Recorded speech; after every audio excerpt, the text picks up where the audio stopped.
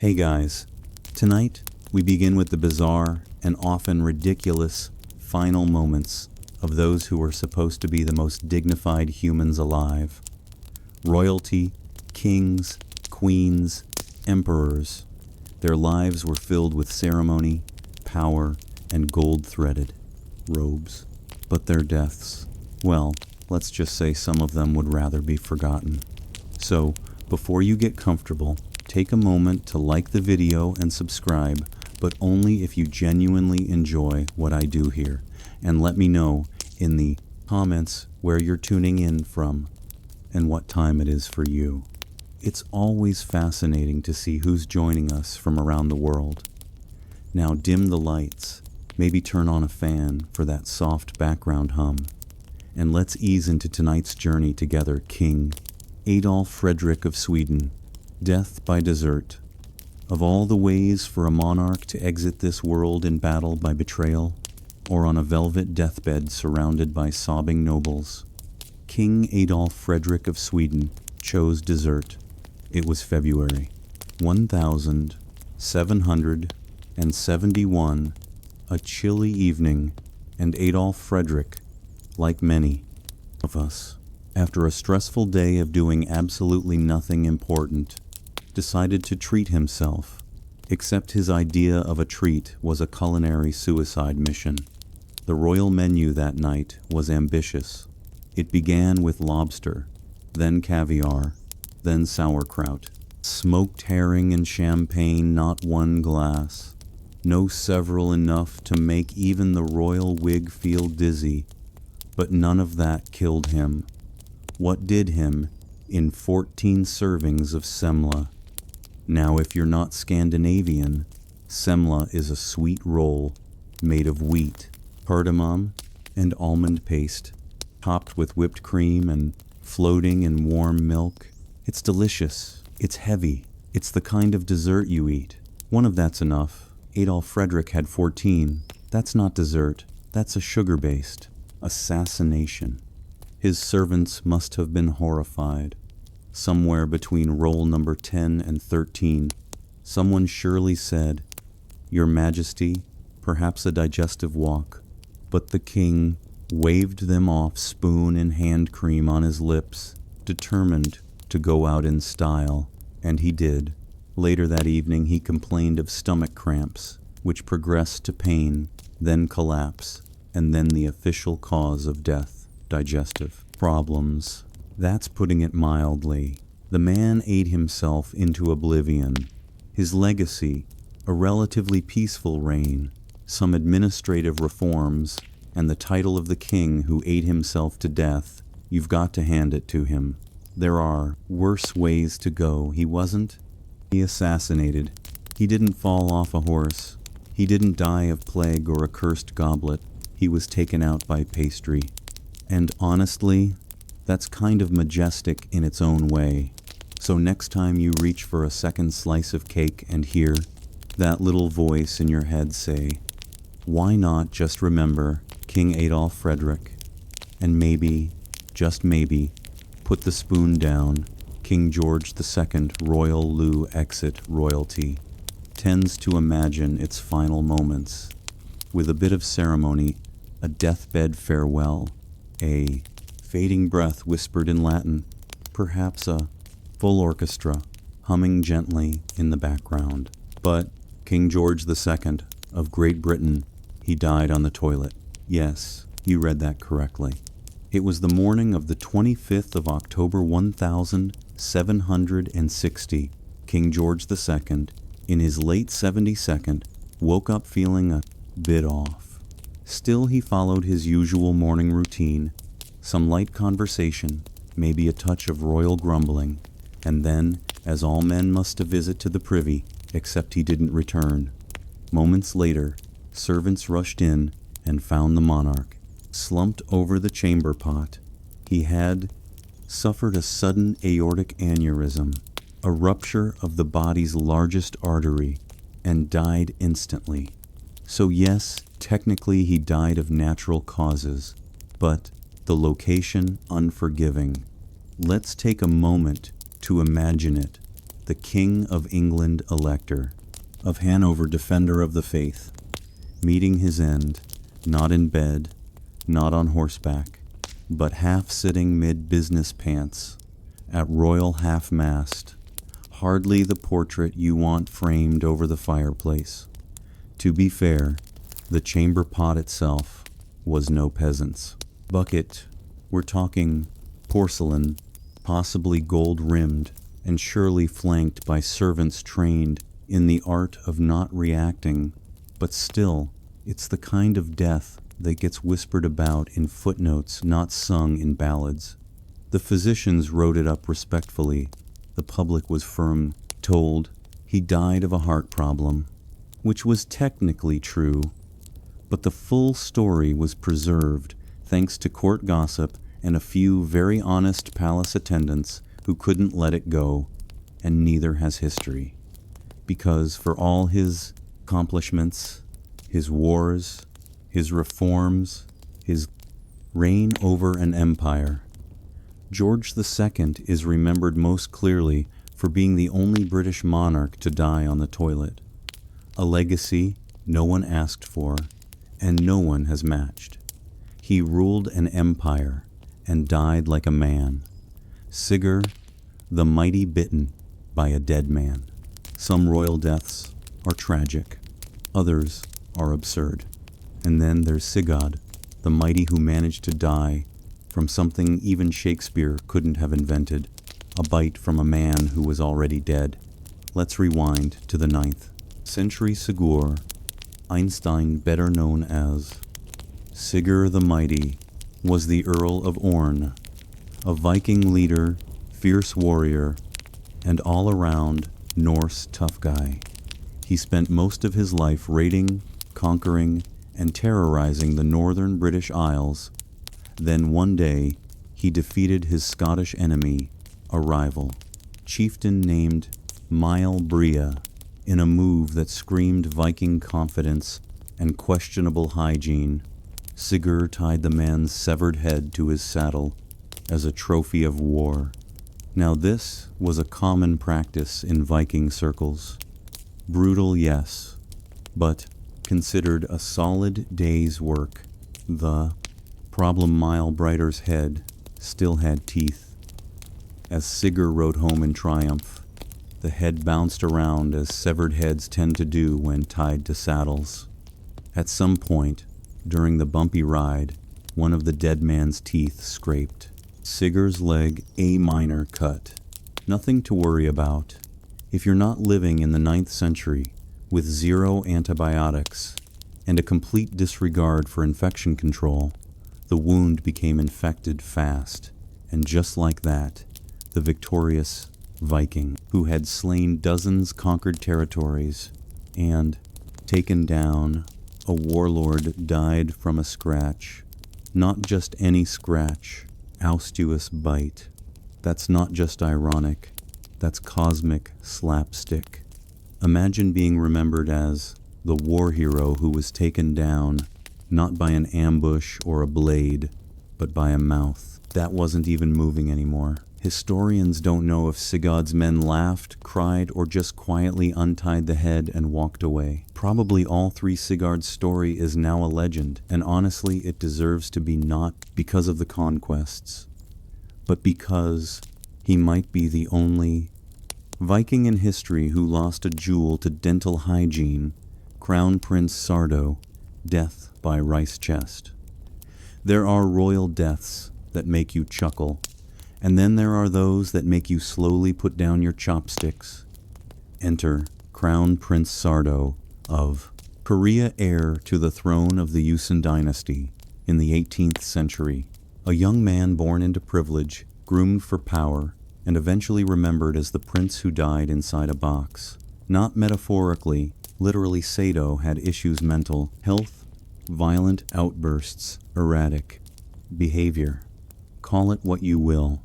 But the court described him as dangerously unpredictable. He was known to execute servants on a whim, and was rumored to wander the palace at night with a sword, muttering to himself. As you can imagine, this made him unpopular. Now his father, King Yongzhou, was a Confucian monarch, calm, composed, and painfully concerned with appearances. Executing one's own son would have been politically messy and spiritually scandalous, but leaving him alive that was even riskier. So the king came up with a creative solution.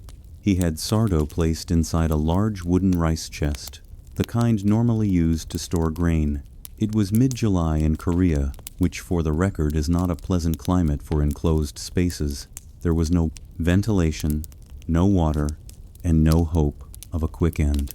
Sardo survived for 8 agonizing days. No trial, no blade, just a slow, sealed descent into history as one of the most uncomfortable royal demises ever recorded. It's the kind of death that makes you appreciate exile or even decapitation as a kind option. The official records cleaned up for posterity's state that Prince Sardo passed away due to divine judgment, which is poetic. But let's be honest, he was rice-boxed to death. Ironically, his son Jongzhou would go on to become one of Korea's most celebrated rulers. The family never publicly spoke of the box incident, but historians never forgot. It's a tale of palace, politics, mental illness, and tragic cruelty wrapped in wood, sealed with silence. So next time you're complaining about tight spaces or summer heat, just remember Crown Prince Sardo, and be thankful no one's solving family drama with furniture. King Martin of Aragon killed by laughter. If you've ever been told that laughter is the best medicine, allow us to introduce you to the one man in history who quite literally overdosed on it, King Martin of Aragon. The year was 1410. Martin nearing the end of his reign and battling digestive issues, because no royal story is complete without gastrointestinal drama, had spent the day in bed, not from injury, but from chronic flatulence and indigestion, the kind of royal wind that clears out courtiers. That evening, he demanded the presence of his personal jester, his request a joke, something light, something funny, anything to lift his bloated spirits. The jester delivered. The joke, as preserved in court accounts, went something like this. "Why did you take so long to arrive?" the king asked. The jester replied, "Because I saw a young deer hanging from a fig tree by its tail, and I had to wonder if it was an act of divine punishment. Now maybe it was the timing, maybe it was the delirium, maybe it was the fact that the king hadn't laughed in weeks because he was too busy digesting a goose. But whatever the reason, Martin burst into hysterical laughter, and he didn't stop. Within moments he was gasping, clutching his stomach, and finally collapsing. The official cause of death, indigestion, and uncontrollable laughter. Yes, king. Martin of Aragon literally laughed to himself to death. There's something both tragic and deeply undignified about it. Monarchs are supposed to die heroically on the battlefield, in a marble hall, or at least during a dramatic monologue. Martin, he met his end with a joke about a deer and a fig tree ringing in his ears. The succession crisis that followed his death plunged the crown of Aragon into a political mess, but no one could discuss it without stifling a grim chuckle. His advisors must have struggled to write that report with a straight face. Your Majesty has passed while laughing extremely hard. In the end, Martin's death became legend, proof that yes, humor can kill. So laugh wisely, guys, especially after dinner. Emperor Qin Shi Huang, poisoned by immortality. Ever. There was a man determined not to die. It was Emperor Qin Shi Huang, the first emperor of a unified China, and the kind of ruler who didn't just dream of immortality, he demanded it. Ruling in the 3rd century BC, Qin Shi Huang was a powerhouse. He standardized Chinese currency measurements and writing. He built roads, walls, and armies. He even commissioned the legendary Terracotta Army, a life-sized battalion of clay soldiers designed to protect him in the afterlife. Although, as it turns out, he wasn't exactly planning on using them. You see, Qin Shi had no intention of dying. He was obsessed with the idea of living forever, and he tasked his court alchemists and physicians with delivering that dream. Their solution: mercury pills. Yes, really tiny, shimmering toxic capsules that were marketed as elixir of immortality. The science behind it non-existent, but it had a shiny glow. And in ancient China, shininess often implied power. The emperor, convinced he was drinking life itself, began taking these mercury-based treatments daily, not occasionally, daily. The result: his health began to fail.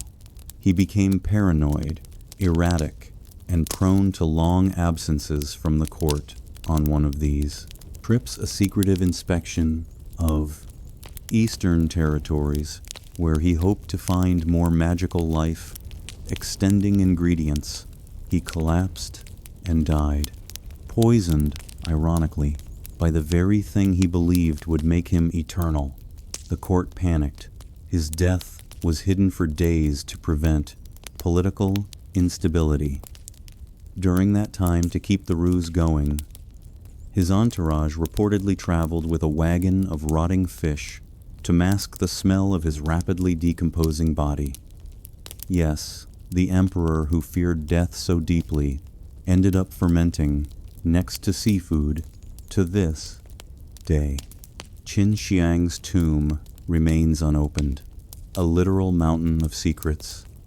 Some scholars believe it may be surrounded by rivers of liquid mercury. Fitting, really.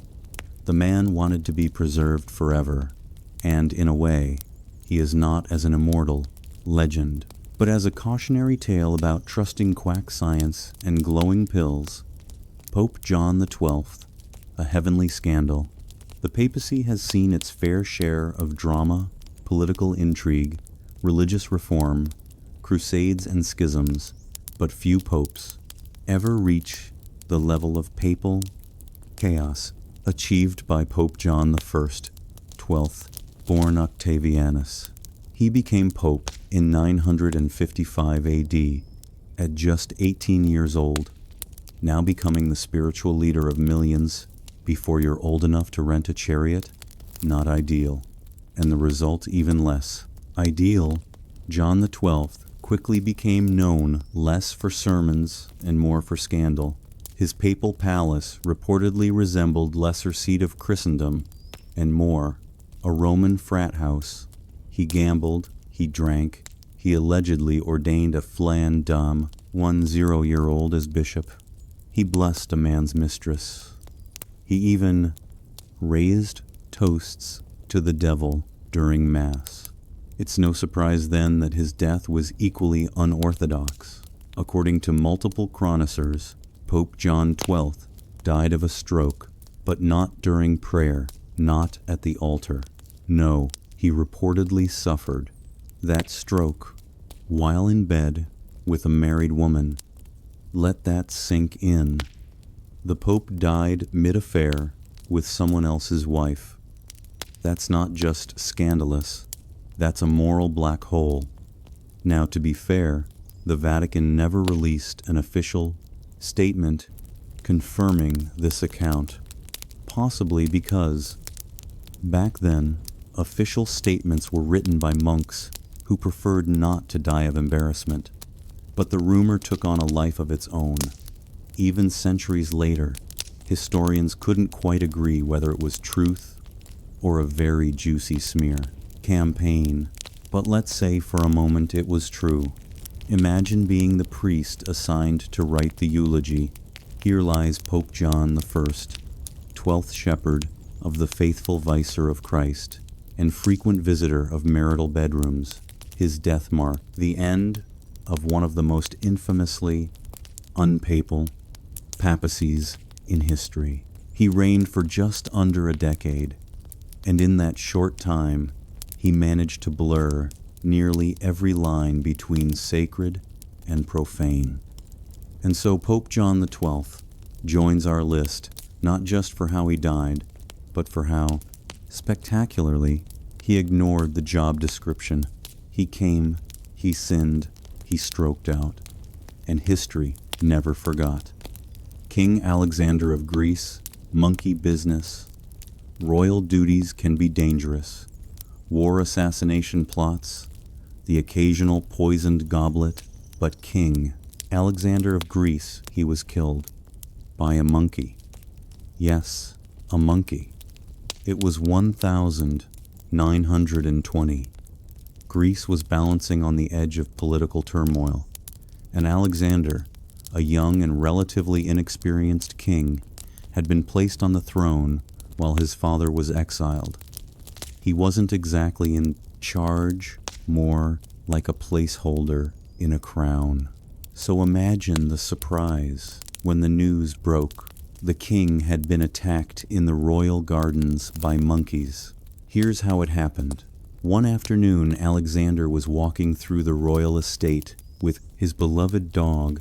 Suddenly, a barber macaque, a type of monkey known for being both clever and incredibly short-tempered, appeared. It belonged to a palace worker who apparently didn't see the problem in letting monkeys roam free near royalty.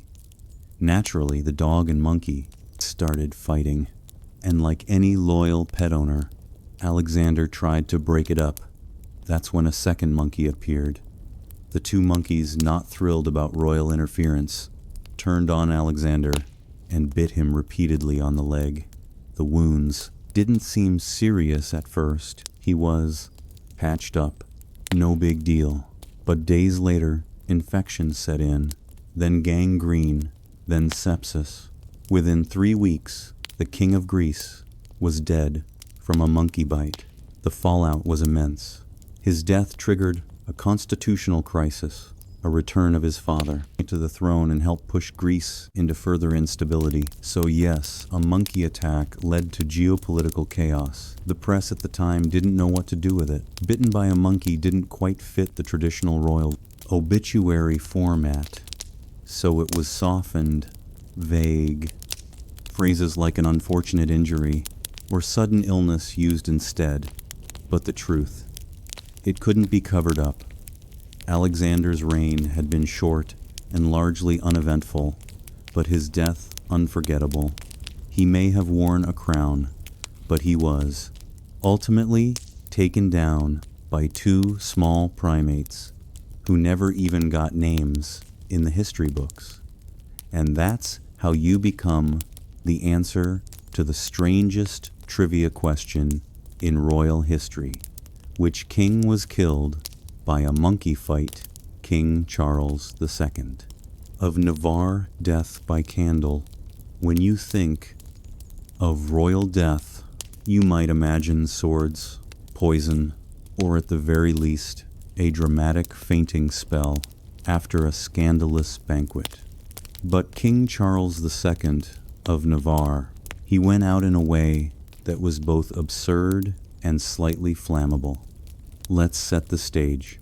It's the late 14th century, and Charles II, also known as Charles the Bad, yes, that was his official nickname, wasn't doing so great. He was sick, very sick, possibly suffering from some degenerative illness brought on by a lifetime of political scheming, betrayal, and general unpleasantness. His doctors, equipped with the finest medieval understanding of medicine, which is to say, none came up with a cutting-edge treatment, wrapped the king from head to toe in linen, soaked in brandy. That's right, brandy. Bandages. Because when in doubt, marinate the monarch. The idea was to warm his body, draw out the illness, and possibly pickle him into health. It might have even worked if the final step hadn't involved sewing him into the linen cocoon and leaving a servant to snip the thread, enter the candle. The servant, working late by flickering candlelight, leaned in to make the final cut, and then, as court historians describe with both horror and dark amusement, the flame touched the linen. Now remember, the king was soaked in alcohol. He went up like a torch. The servant panicked. There was screaming chaos, probably a few nobles fainting in the corridor. But by the time they extinguished the king, it was too late. Charles II died in one of the most undignified ways possible, accidentally barbecued by his own nurse. The irony was thick. A man who spent his entire life plotting others' downfalls, poisoning rivals, switching alliances, betraying kings, was ultimately undone by his own dripped dry bandage and one inattentive assistant. And so, Charles the Bad, who had once ruled with fire and fear, met his end as firewood. Let it be a lesson: never mix royal treatments with open flame, especially if your nickname is already the bad King Edmund II death on the Privy. Some royal deaths are dramatic, some are symbolic. And then there's King Edmund II of England, who allegedly met his end in the most vulnerable position a man can be in, sitting on the toilet, known as Edmund Ironside, because the second just wasn't intimidating enough. He reigned for only 7 months in 1016.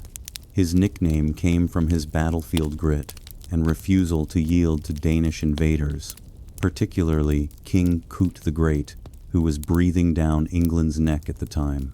Edmund fought like a lion, enduring defeat, betrayal, and political chaos. He was everything you'd expect from a tough Anglo-Saxon king until the very end, when all that martial glory was overshadowed by what happened in the Privy. According to a persistent and suspiciously detailed medieval rumor, Edmund was assassinated while using the toilet. How a would-be killer, knowing the king's schedule and digestive reliability, hid beneath the wooden seat. And when Edmund sat down, surprised dagger from below. Gruesome, yes. Dignified not remotely. The official record is murky. Some sources say he died of wounds after battle. Others mention an unnamed private treachery. But a few chroniclers, clearly blessed with imagination, describe the whole scenario in remarkable detail, right down to the one killer hiding in the cesspit and striking upward. It's the kind of story that feels like political slander, and yet it's stuck because nothing erodes a legacy like death by outhouse ambush. Imagine the scene: Edmund, perhaps humming a victory tune, sitting down after a long campaign, thinking he's finally earned a quiet moment, and then betrayal from below. It's not the stuff of royal murals. It's the stuff of cautionary tavern tales. To be fair, if the assassination tale is true, it was a cautionary tavern. Cunning move: a king is never more defenseless than mid-privy. No armor, no guards, no sword. Just linen gravity and unfortunate trust in 11th century plumbing. So whether fact or folklore, Edmund II's death reminds us that even iron-sided kings have soft spots, especially when seated. King Henry, too many eels. Of all the fatal indulgences in royal history, King Henry Ist of England may take the prize for the most slippery, because in 1135, the king who had ruled for over 3 decades survived war, political turmoil, and rebellious barons, was finally defeated by, wait for it, a plate of lamprey. If you're not familiar, lampreys are jawless eel-like fish with a mouth that looks like it belongs in a medieval torture chamber. They were considered a blate delicacy back then. Today we'd probably call them nightmare noodles. Henry I, however, loved them. He was known to be absolutely obsessed. His court physicians, who understood very little about medicine, but a great deal about guessing, had repeatedly warned him against eating so many of them. They were considered rich food, heavy on the digestion, light on survivability. Did Henry listen? Of course not. He was a king, and what's the point of being monarch if you can't defy every medical warning in existence? So, during a visit to Normandy, Henry sat down to a grand meal and consumed a surfeit of lampreys, meaning he ate way too many of these slippery, slimy, medieval sea worms, not fried, not dipped in anything respectable, likely just boiled and arranged in a grim little pile shortly after he fell violently ill, abdominal pain, vomiting fever, the full royal digestive meltdown. Within days he was dead. The official cause, food poisoning. His body was embalmed and sent back to England in the winter cold, and there are horrifying details about the journey that we won't get into here. Let's just say, preservation was not a strong suit in 12th century Europe. Historians agree he was a capable and often ruthless ruler, but none of that mattered when his love for a grotesque fish dinner landed him 6 feet under. It said his doctors had begged him to avoid the dish. His response, "I'd rather die than give up lamprey." Well, mission accomplished. King James II of Scotland, blown up by cannon. Kings have died in battle. Kings have died of illness. But King James II of Scotland, he died by standing too close to his own cannon. It was 1,460. James was 29 years old, ambitious, and known for 2 things: a famously short temper and a deep love of artillery. This was the golden age of cannon warfare. By golden we mean wildly unpredictable and prone to spontaneous combustion. At the time, James was laying siege to Rock's Castle, a stronghold still occupied by the English.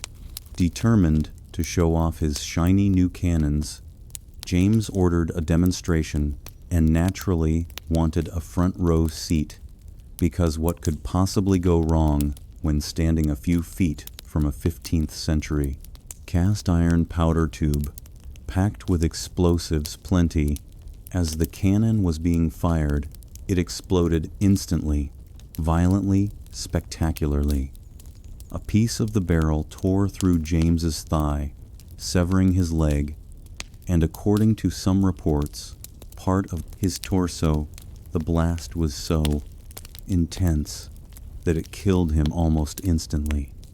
His attendants, probably still trying to process the phrase, "Your Majesty just detonated," on the fled in shock. The king's death threw the Scottish army into temporary chaos, but to their credit, they regrouped and eventually captured the castle. In fact, they later renamed it James's Castle, perhaps as an ironic tribute to the Sumperation and the Summa king, who donated his limbs to the cause. It was a deeply Scottish end, dramatic, loud, and involving at least one piece of medieval technology, failing in the most catastrophic way possible. The ironic twist, James had been a huge advocate for modernizing Scotland's artillery. He loved cannons, loved the sound, the smoke, the firepower. He just didn't love basic safety distance.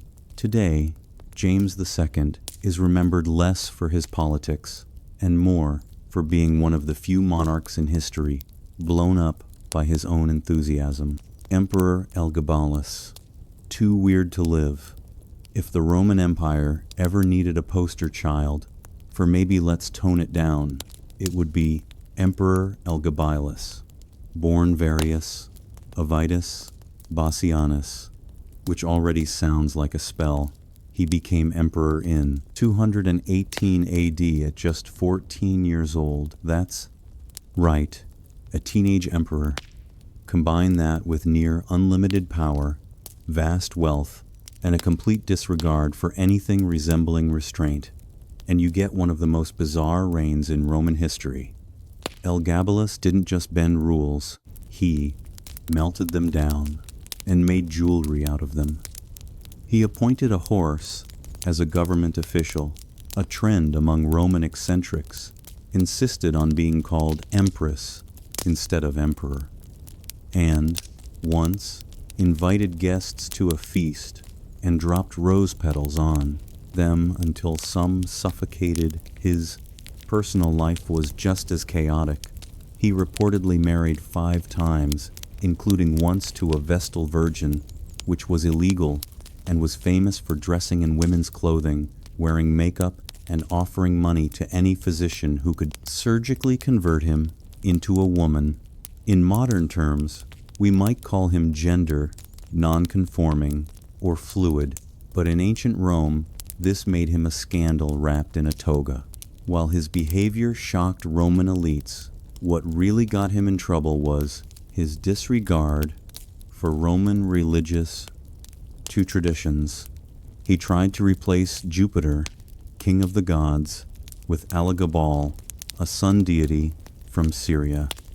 He even built a massive temple and made senators watch as he danced around a sacred black stone.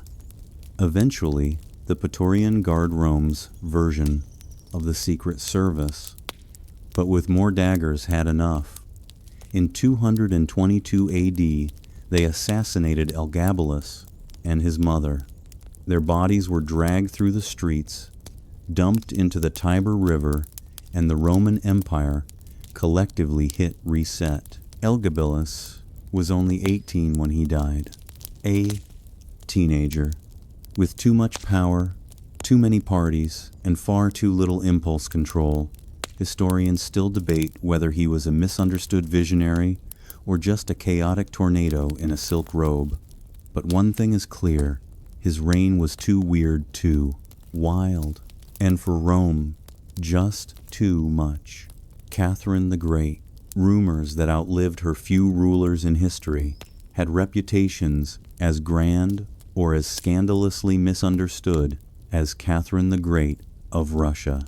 She was a brilliant reformer, a patron of the arts, a political powerhouse who expanded the Russian Empire and corresponded with Voltaire. But if you mention her name at a dinner party, chances are someone will mumble something about a horse. Let's get this out of the way. No, Catherine did not die in an intimate encounter with a stallion. That myth, persistent, absurd, and thoroughly untrue, was cooked up by her enemies after her death. It has no historical basis and says more about 18th century gossip than it does about Catherine herself. The real story: she died of a stroke in 1796 at the age of 67 while using the toilet. That's it. She collapsed in her private quarters and never regained consciousness. Quiet, undramatic, and very human. But why the horse rumor? Catherine, during her reign, made powerful enemies, both foreign and domestic. She was a woman ruling alone in a male-dominated empire, unapologetically intelligent and known for her passionate personal life. She had lovers, sure, but so did many kings before her, the lewdy intelligent. Difference: Catherine's conquests were documented and scandalized, while her male counterparts were praised for theirs. After her death, political rivals and bitter aristocrats seized the opportunity to undermine her legacy. The horse rumor, vulgar and absurd, was tailor-made for enduring humiliation. It stuck not because it was believable, but because it was too shocking to forget.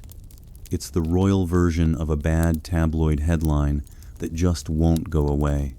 So while Catherine expanded Russia's borders, modernized its administration, and helped drag the empire into the Enlightenment, she's still haunted by one fake equestrian footnote.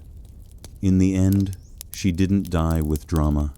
She didn't die in battle. She died like many before her, quietly, privately, and with history refusing to let her go with dignity.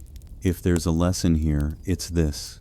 Power is fleeting, but rumors have long legs, especially when they involve horses. Emperor Valentinian. The bathtub death, no one can explain. Most royal deaths have an explanation, a battle, an illness, a misjudged eel. But Emperor Valentinian II of Rome, his death remains a mystery that's been floating quite literally for over 600 years. Let's rewind to the year 392. AD Valentinian II was only 21 years old. He had technically been emperor since the tender age of 4, because nothing screams qualified to rule the Roman Empire like still being in diapers. But as with most child emperors, someone else was really in charge. That someone was a general named Arbogast. Now Arbogast wasn't subtle. He was essentially using Valentinian as a puppet, while pulling the strings behind the scenes. The young emperor, understandably not thrilled about being a royal mannequin, started pushing back. Tensions rose. Political whispers turned into threats. The palace air got heavy with accidental death energy. And then one morning, Valentinian was found dead in his bath, not in the middle of a lavish feast, not stabbed on the Senate floor, just peacefully drowned in a tub. No bruises, no blood, just a lifeless young emperor, floating awkwardly like the end of a badly written mystery novel. Arbogast, of course, claimed it was suicide, a convenient and very tidy explanation. Historians, however, have long doubted that story. Valentinian was young, ambitious, and had just begun asserting his authority. Suicide, unlikely political murder. Now that's more Roman, but because no one actually saw it happen, and because forensic science back then amounted to, well, he's not breathing. The true cause of death was never proven. What followed was even messier. The Western Roman Empire plunged into chaos. Arbogast installed a puppet ruler, and yet another civil war ignited, all triggered by a corpse in a bathtub and 100 unanswered questions. Valentinian II's death may not be the most gruesome on our list or the most absurd, but it wins the prize for most suspicious silence. Because if there's one thing history teaches us, it's this. When emperors die in bathtubs, somebody probably helped. In the sun-drenched city of Argos, where marble temples gleamed and the sea breeze tangled with the scent of olive trees, a frail girl named Telesilla was born into a life of quiet expectation. Her family was aristocratic, wealthy, enough to afford luxury, educated enough to afford poetry, but their daughter was seen as delicate, sickly, and unlikely to leave much mark on the world beyond the home's shaded courtyards. From a young age, Tella suffered from chronic illness. We don't know exactly what plagued her. Ancient records rarely give us such mercy, but she was often bedridden, a passive observer of life's energy from behind linen curtains, in a society that prized athleticism and public presence, especially among men, tell us. Physical weakness could have been a sentence to obscurity, but here's where fate, or perhaps the muses, intervened. Unable to join the bustling life of the agora or the festivals of Hatella, turned inward, and inward she found poetry. Lines and rhythm became her companions. Words were her resistance. Instead of falling into despair, she began composing verses, some say with the same fluency others used to breathe. Her poems honored Apollo, Artemis, Athena, divine beings of strategy, healing, and war. It's almost ironic, considering what would come later. And as her poetry deepened, something else changed. Pausanias, the ancient travel writer, claimed that through her dedication to the muses and the act of writing itself, Telesilla's body began to heal. Slowly, steadily, she grew stronger. It's possible that she took part in ritual purification or simply found purpose that revitalized her. Whatever the reason, she emerged, not just as a poet, but as a woman, reborn with voice, strength, and startling clarity. In time, her works became widely admired, her name passed from symposium to symposium, and her lyrics stirred something deep in the hearts of archive women.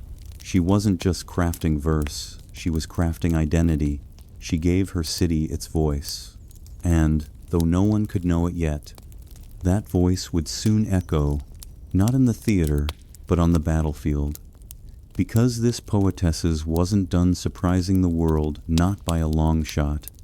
As Telesilla's name grew within Argos, her home became a place of quiet reverence, not for wealth or beauty, but for her words. She wrote with a particular focus on the gods, especially Apollo and Artemis, the divine siblings of healing, precision, and purity. Her hymns didn't merely praise, they invoked presence. These were not empty rituals. These were spiritual calls to arms of the soul. Her verses were likely recited at temples and sacred festivals, sung by choruses of young women dressed in white, their voices rising beneath sun-sketched columns through her poetry. Tella provided not only spiritual expression, but also emotional education. She reminded the people of Argos, especially its women, that they too were part of the divine tapestry. They weren't merely spectators in a male-dominated mythos. They were woven into the narrative. And while men debated politics, in the Agora, it was Tella's verses that seeped into the minds of Argive daughters in a world where education for women was rare. Poetry was their inheritance. Her hymns taught them reverence, strength, even defiance, wrapped delicately in metaphor and rhythm. But it was more than just literature. For Tellila, these hymns were medicine. Ancient accounts suggest that her devotion to poetic discipline helped cure her lifelong illness. Though we might roll our eyes at the idea of writing your way to health, there's something timeless in this concept. She found purpose, and perhaps in doing so, she found resilience. The more she wrote, the more she stood. The more she stood, the more people listened, and Argos needed her voice because war was coming. The city had been growing complacent, leaning too heavily on its past glories and underestimating the tensions rising around it. Sparta, that eternal neighbor to the south, had already shown its teeth more than once. And while the men of Argos continued their debates, no one suspected that a poet, the once sickly girl who healed herself with verse, would soon become their rallying cry. In many ways, Tellus was already preparing her city. Her hymns didn't just soothe, they steeled. They became quiet rehearsals for something louder, bloodier, and more urgent. When the time came, The women of Argos would already know the rhythm of defiance, because she had already taught them how to sing it. The year was around 494 B. CE, and Argos stood on the edge of disaster. Tensions with Sparta had finally snapped. The Battle of Sipia erupted, an ambush staged with Spartan precision and Argive miscalculation. The Argive men, confident in their numbers and tradition, fell into a trap laid by King Clemenes of Sparta. It was brutal, systematic, a massacre dressed in strategy. Hundreds of Argive soldiers were slaughtered. Some say nearly the entire male fighting force of the city was wiped out.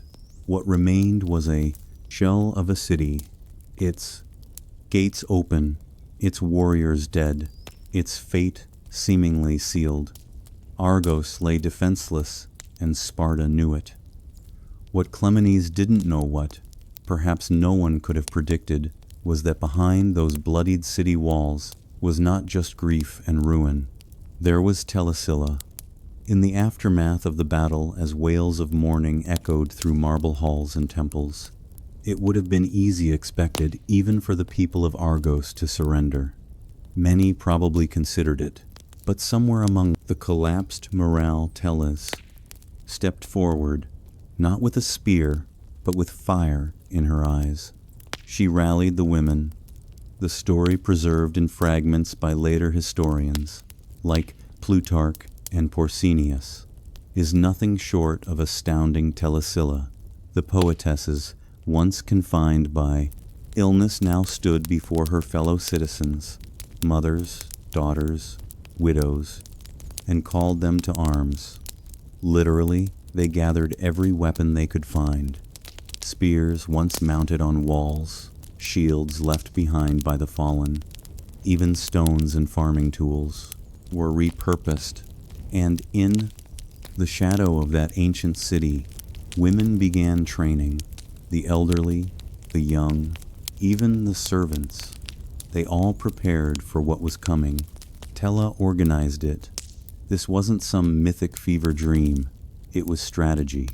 She positioned women at top battlements to give the illusion that Argos was still fully defended. She drilled them in formations. They were not trained soldiers, but they were fierce, determined, and above all, furious. The city waited, breath held. The Spartans would return. Everyone knew it, but when they did, expecting a broken city ready to kneel, they found something else entirely. A wall lined with women, armed, prepared, led by a poet, with no crown, no title, just command in her voice. Argos had fallen, and now it would rise again. The Spartan army returned, expecting plunder. After all, they had decimated Argos's military. What remained, they assumed, were civilians too broken to fight back an easy conquest, maybe even a lesson in Spartan mercy. But what greeted them at the gates of Argos was no surrender. It was spectacle. It was defiance. It was terror. The walls were lined with women fully armed, their eyes steady, their posture unshaken. Their commander, a woman once known only for poetry, now stood tall, directing strategy like a general born of war. And then the women attacked. The battle was not elegant. This was not the heroic ideal of shield walls and bronze-plated honor. It was chaos, furious, unrelenting, and intimate.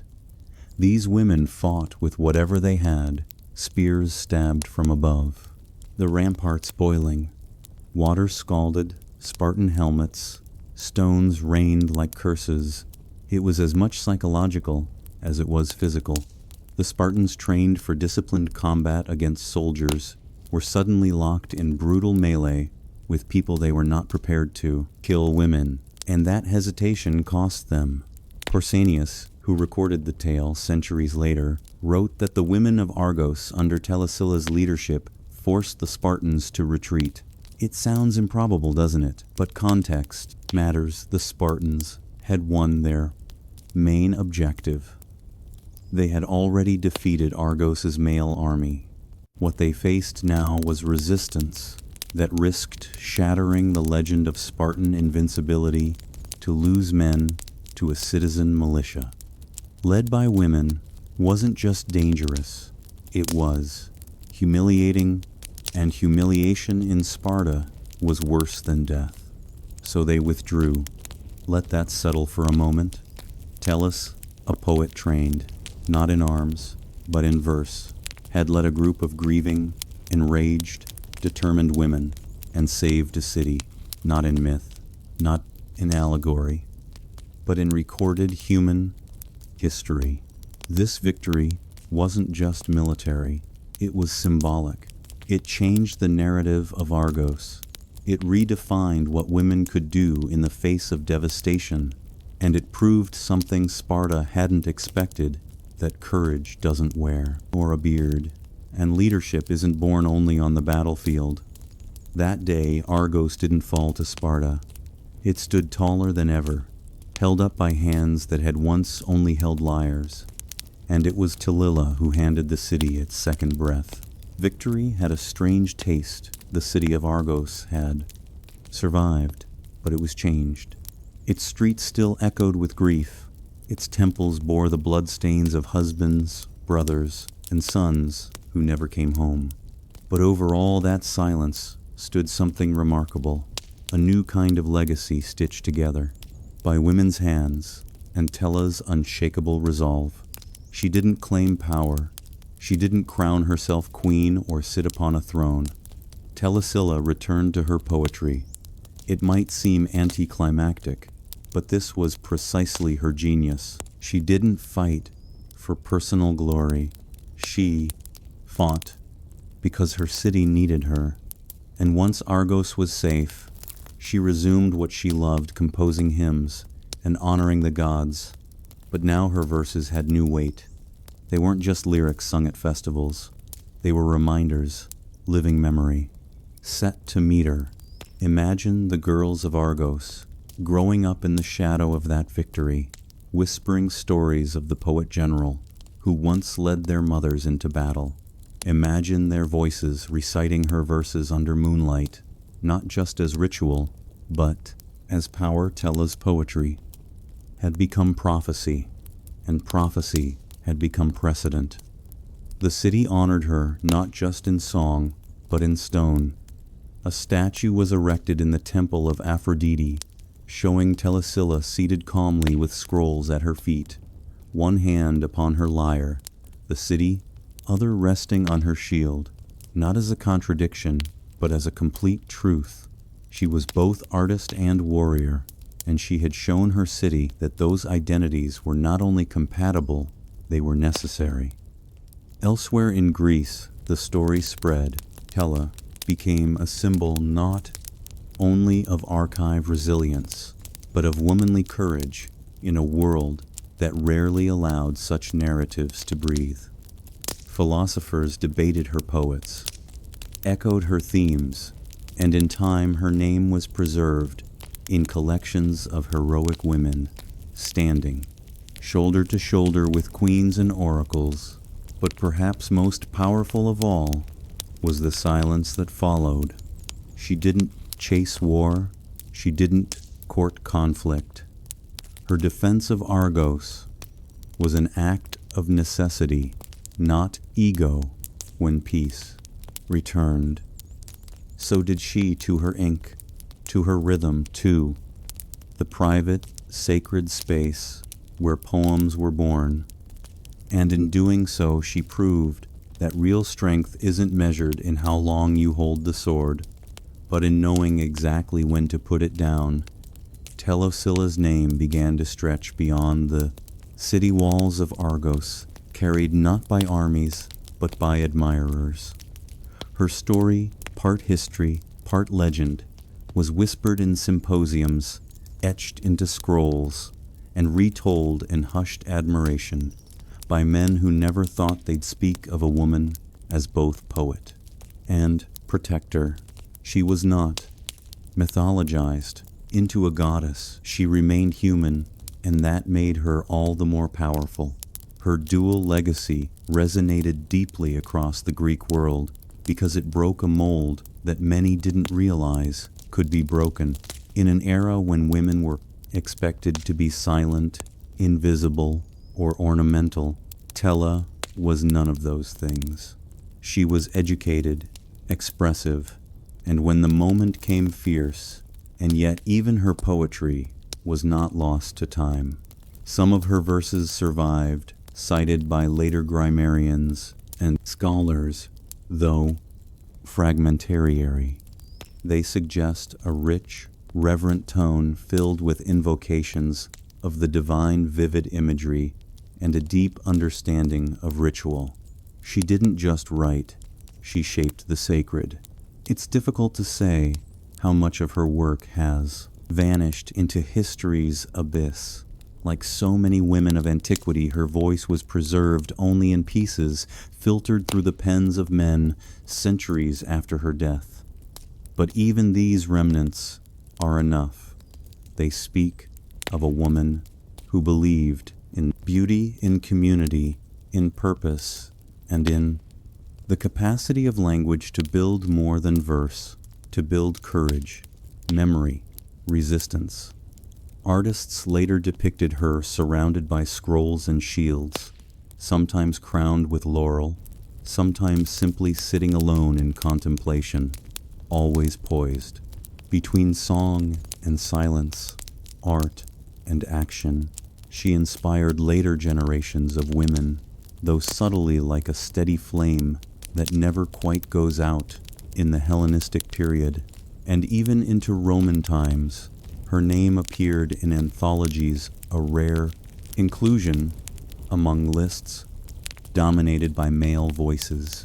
Her story wasn't repeated out of novelty, it was repeated because it mattered.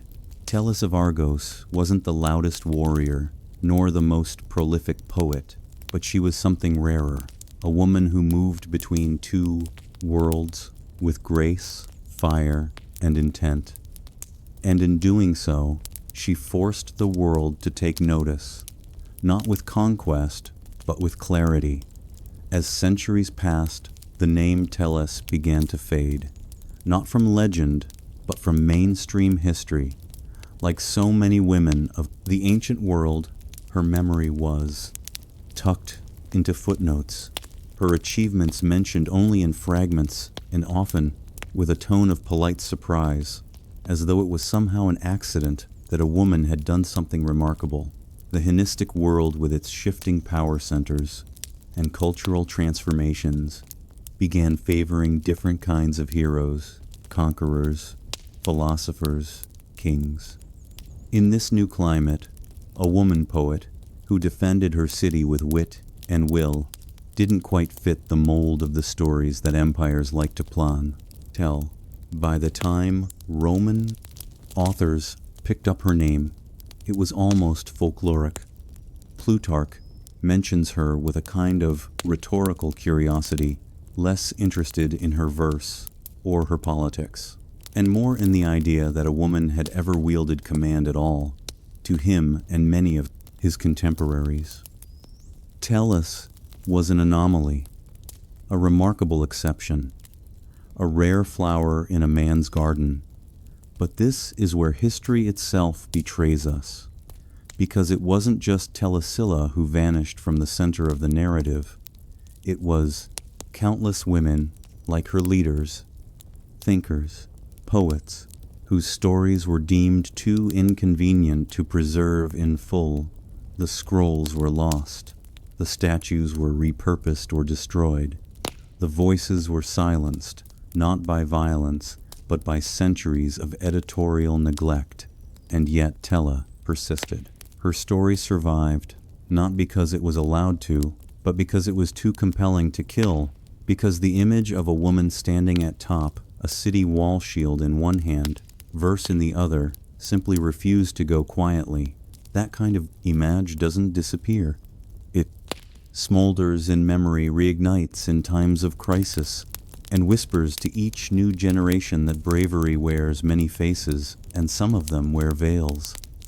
In modern times, Historians and feminists alike have begun to revisit her legacy, not to exaggerate, who put it, but to reclaim it, to dust off the silence, and examine what happens when we let the full weight of a woman's story stand beside her male counterparts.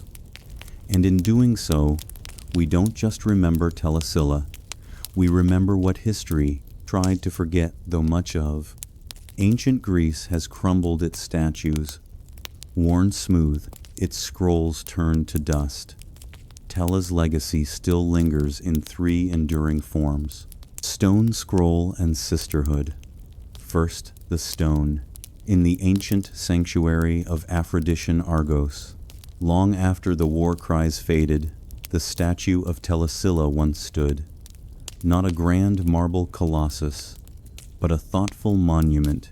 She was depicted, seated, calmly, her scrolls scattered at her feet, her hand resting on a helmet. No raised sword, no dramatic stance, just a moment of stillness. An image of a woman who had mastered both art and action. Even the placement in Aphrodite's temple was deliberate. Not Athena, the goddess of war and wisdom. Aphrodite, goddess of love, beauty, and perhaps here resilience. It was a quiet revolution, carved in stone. Then came the scrolls. Though most of Tellus's poetry is lost, what little remains reveals a voice, rich with reverence and clarity. Scholars across centuries have tried to piece together her verses, finding in them not only artistic merit, but to emotional insight. Her style belonged to the lyric tradition, intimate, melodic, charged with spiritual devotion.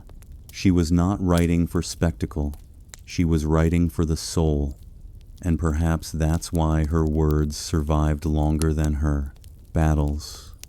And finally, the sisterhood. Tella's story became a kind of coded anthem for women through the ages, especially for those denied swords, votes, or recognition. She offered something more enduring than strategy: permission, permission to act, to speak, to lead, to protect. She wasn't just a historical figure, she was a mirror, one in which generations of women could see their own potential reflected. No matter how obscured by time, her tale has inspired plays, poems, even academic treatises in feminist readings of ancient history. She is no longer a footnote, she is a cornerstone. A reminder that when institutions fall, silent individuals can still shout, that when history closes, a door memory opens a window, in classrooms, in books, in whispered conversations among those hungry for forgotten heroines. Teles lives on. She is the patron saint of the underestimated, the poet who chose not only to sing of heroes, but to become one. Tella never asked to be remembered. She didn't command monuments or beg for her name to be etched in history. And yet here we are, over 2,000 years later, still speaking her name, still telling her story, still AT'd by what she did in a world that tried to forget her kind.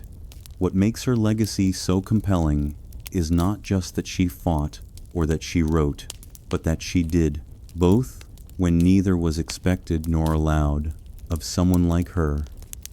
A sickly girl with a lyre was never supposed to lead a militia. A woman who composed hymns wasn't meant to rewrite the fate of a city, but she did, and not through divine intervention or noble birth, but through clarity, purpose, and grit. In the grand tapestry of Greek history, full of heroes with bronze muscles and flowing capes, Tellus stands apart. She doesn't roar like Achilles or scheme like Odysseus. She does something far harder. She holds the line. She looks into the face of collapse, and she does not flinch.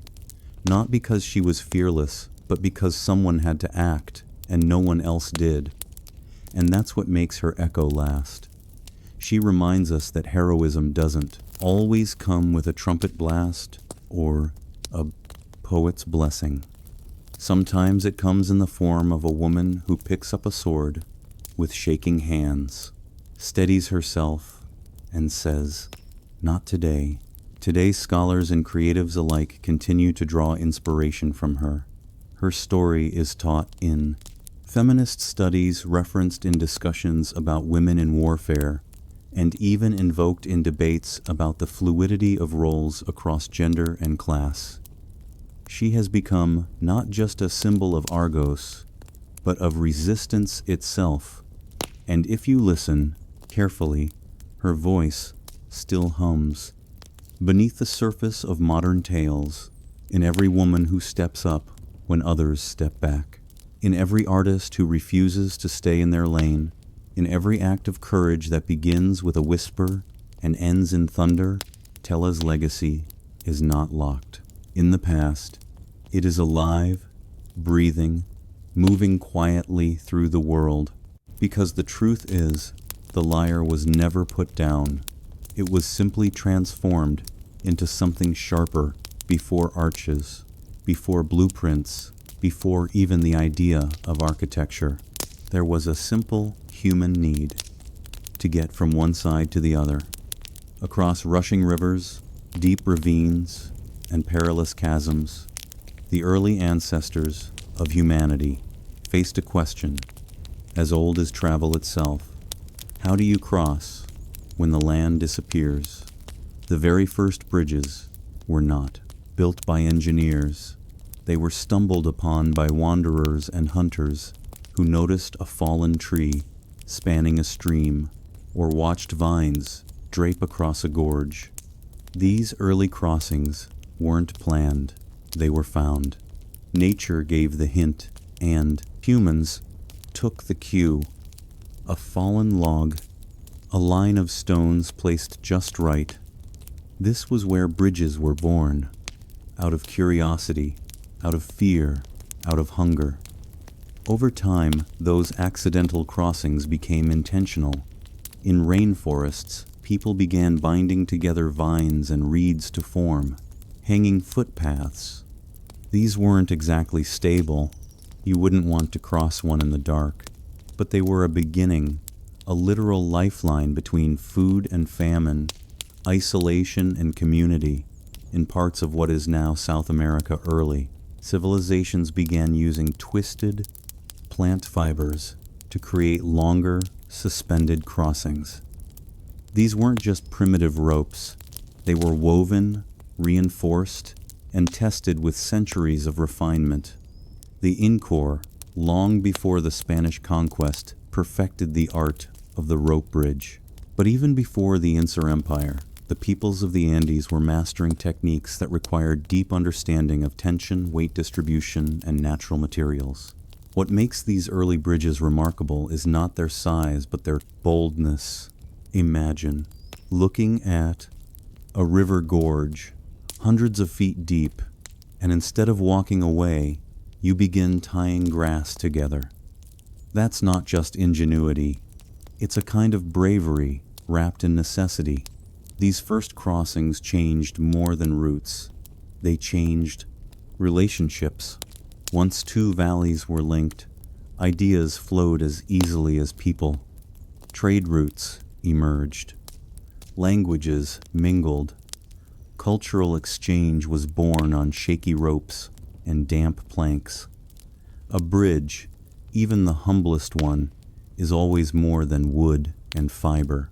It's an invitation, a statement, a quiet refusal to let nature have the final say.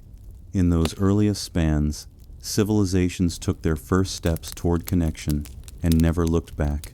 High in the Andes Mountains, where cliffs dropped like knives and rivers roar with glacier, melt the Inca Empire. Woe its own answer to nature's brutal geography. The Incas didn't just build bridges, they tied the sky together. Their roads ran for thousands of miles across mountains and valleys. But it was the rope bridges, or Wiswashaka, that truly defied imagination. These bridges were made entirely of grass, not wood, not metal, not stone, just woven strands of ichu, a tough mountain grass twisted into cords, and those cords twisted into cables. The process wasn't just technical, it was ceremonial. Entire villages would gather once a year to build or rebuild these bridges by hand. Each family was responsible for a section of rope. They braided, chanted, and hauled, working in a rhythm passed down through generations. The precarious.org resulting bridge could stretch across a 100-foot canyon, swaying with every gust of mountain wind. No nails, no bolts, just pure tension and trust. And yet these rope bridges were strong enough to support llamas, soldiers, messengers, and traders. They were the beating arteries of an empire spanning canyons where no stone could be placed, and they were elegant in their own way, suspended like cobwebs across the void. They moved with the wind instead of fighting it. They bent, swayed, and sighed, but rarely broke. When one did collapse, it wasn't treated as a failure. It was simply the end of a cycle, ready to be born again by the hands of those who lived along its path. These rope bridges weren't just infrastructure, they were sacred. The annual rebuilding was a living ritual, a reminder that the land was not to be conquered, but worked with. That connection required not brute force, but harmony. No empire understood this better than the Incor. Even today, one rope bridge remains in use, the last Kuzwaka still rebuilt, annually by local communities. Near Huneri, Peru, UNESCO has recognized it as intangible cultural heritage. Tourists cross it gingerly. Locals cross it with muscle memory.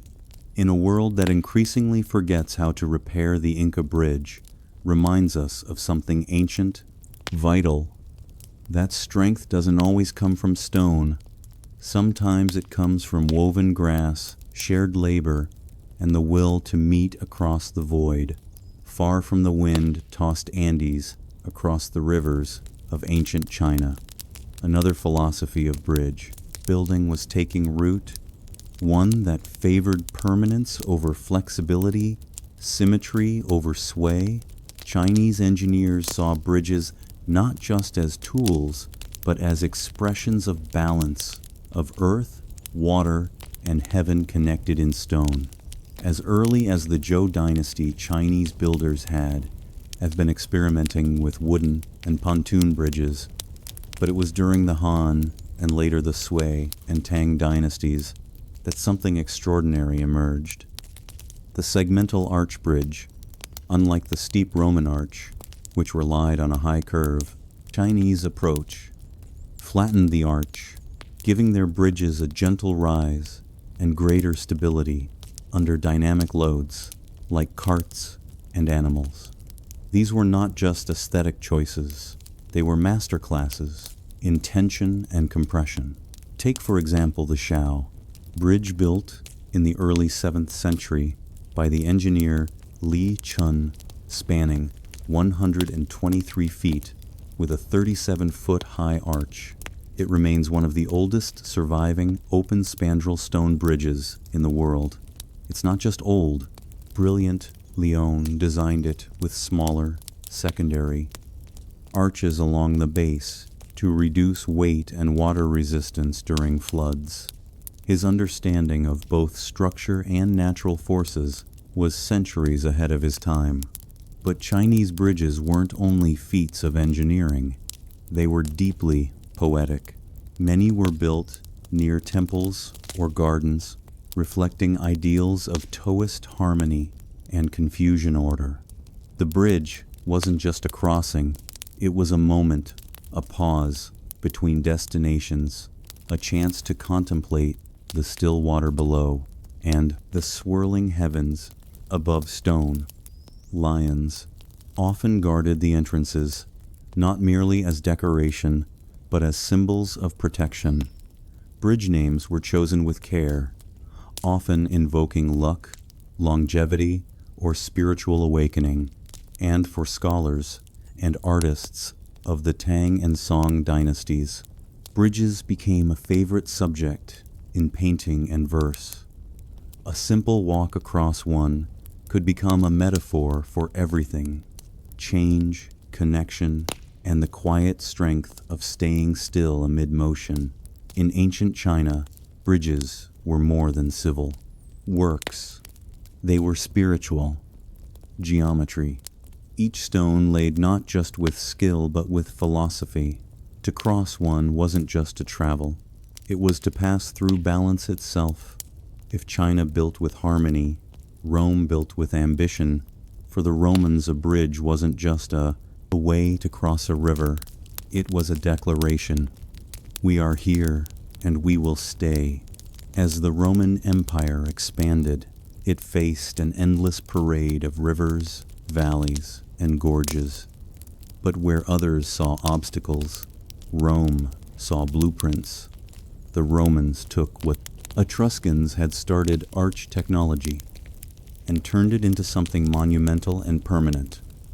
Using stone, concrete, and sheer willpower, Roman engineers constructed bridges that didn't just survive time, they defined it.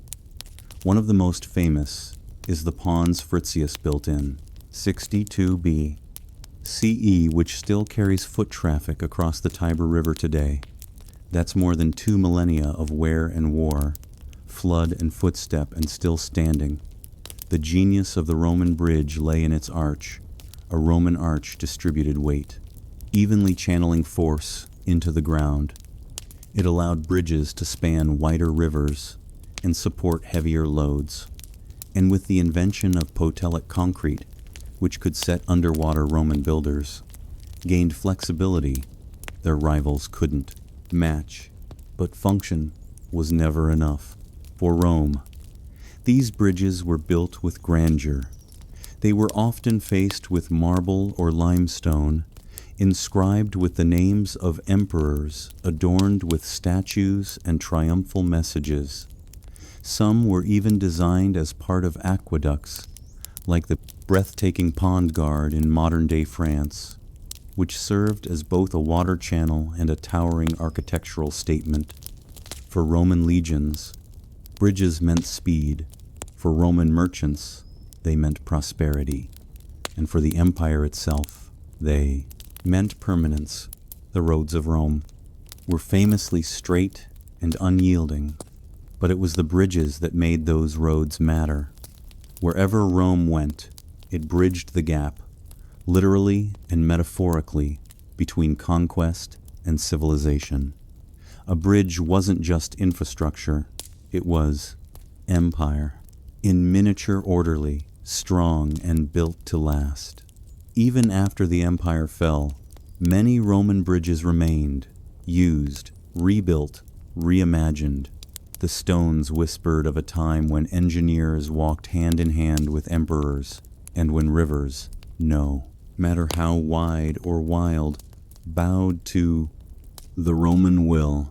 To cross a Roman bridge was to walk in the footsteps of conquerors and to feel the weight of eternity under your feet. While Rome built in stone and China in symmetry, ancient India quietly cultivated a bridge tradition that was unlike anything else on earth. Bridges made from trees, not cut wood, not rope, not carved beams, living, growing trees.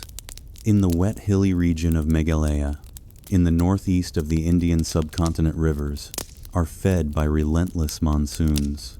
Flash floods sweep away bamboo rope and timber bridges with ease.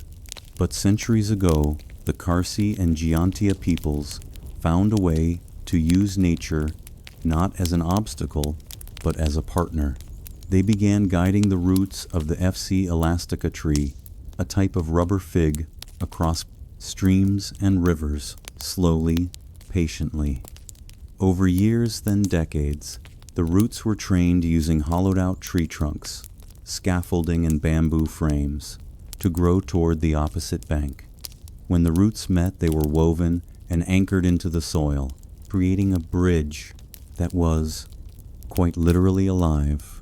These living root bridges didn't rot, they didn't splinter. In fact, they grew stronger with age. A young bridge might take 15 years to become usable, but once mature, it could last hundreds of years sustained by the very land it stood on. This was not fast architecture. It was generational. A grandfather would begin weaving a bridge that his grandchildren might one day walk across. There was no blueprint, only tradition, no calculation, only intuition passed down through watching, doing, and remembering. And these bridges weren't just functional, they were breathtaking, suspended among waterfalls and emerald valleys. The root bridges curved and twisted like something from a fairy tale, organic and surreal blending into the jungle, as if grown by myth. In a world that often values speed, India's living bridges are a defiant, slow song. They show that time, care, and cooperation with nature can produce wonders just as lasting as stone. They are community, projects, sacred paths, a reminder that not all strength is rigid.